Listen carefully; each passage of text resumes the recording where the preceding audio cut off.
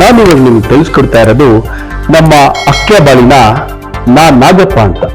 ದಕ್ಷಿಣ ಭಾರತದಲ್ಲಿಯೇ ಪ್ರಸಿದ್ಧ ಹಿಂದಿ ಪ್ರಾಧ್ಯಾಪಕರಾಗಿದ್ದವರು. ನಮ್ಮ ಕೃಷ್ಣರಾಜಪೇಟೆ ತಾಲೂಕು ಎಷ್ಟು ಜನ ಪ್ರಥಮರನ್ನ ಕೊಟ್ಟಿದೆ ನೋಡಿ. ಕಾಶಿ ವಿಶ್ವವಿದ್ಯಾಲಯದಲ್ಲಿ ಮೊಟ್ಟ ಮೊದಲು ಹೆಮ್ಮೆಯನ್ನ ತೇರ್ಗಡೆ ಮಾಡ್ತಾರೆ. ಕರ್ನಾಟಕದಲ್ಲಿಯೇ ಮೊಟ್ಟ ಮೊದಲಿಗರಾಗ್ತಾರೆ ಹಿಂದಿಯನ್ನ ತೇರ್ಗಡೆಯಾದ ವ್ಯಕ್ತಿ. ಇವರು 1913ನೇ ಇಸ್ವಿನಲ್ಲಿ ಅಕ್ಕೆಬಾಳ್ನಲ್ಲಿ ಹುಟ್ಟತಕ್ಕಂಥವ್ರು. ನಮ್ಮ ತಾಲೂಕಿನವರು ಅಂತ ಹೇಳ್ಕೊಳ್ಳೋಕೆ ಹೆಮ್ಮೆ ಪಡ್ತೇವೆ.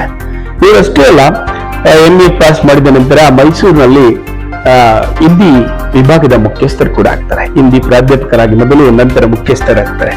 ಅವರು ಆ ಒಂದು ಸ್ಥಾನವನ್ನು ಎಷ್ಟು ಅಚ್ಚುಕಟ್ಟಾಗಿ ತುಂಬ್ತಾರೆ. ಕನ್ನಡ ಮತ್ತೆ ಹಿಂದಿಯಲ್ಲಿ ಅತ್ಯಂತ ಪ್ರಾವೀಣ್ಯತೆಯನ್ನ ಪಡೆದಿರ್ತಕ್ಕಂತಹವರು.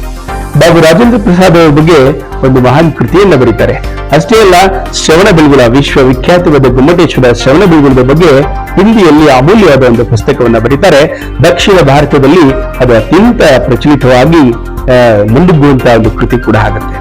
ಹಾಗೆ ಅವರು ಬೇಲೂರು ಎನ್ನುವ ಒಂದು ಕೃತಿಯನ್ನ ಹೊಯ್ಸಳರ ಶಿಲ್ಪಕಲಾ ವಿಶೇಷತೆಯನ್ನ ಕುರಿತು ಹಿಂದಿಯಲ್ಲಿ ಬರೀತಾರೆ. ಅಂತ ಪ್ರಬುದ್ಧತೆಯನ್ನ ಹೊಂದಿದಂತಹ ಮಹಾನ್ ಕೃತಿ ಕೂಡ ಅದಾಗಿರುತ್ತೆ. ಹಾಗೆ ಪಂಪನ ಬಗ್ಗೆಯೂ ಕೂಡ ಪಂಪನ ಒಂದು ವಿಚಾರಧಾರೆಯನ್ನು ಕೂಡ ಮೊಟ್ಟ ಮೊದಲು ಅವರು ಕೃತಿಯನ್ನಾಗಿ ಮಾಡ್ತಾರೆ.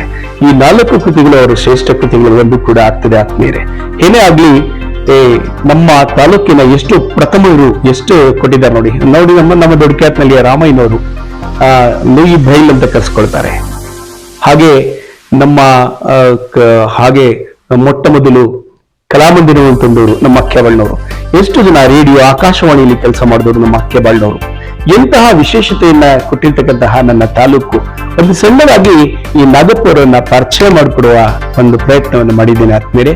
ನಮಸ್ಕಾರ.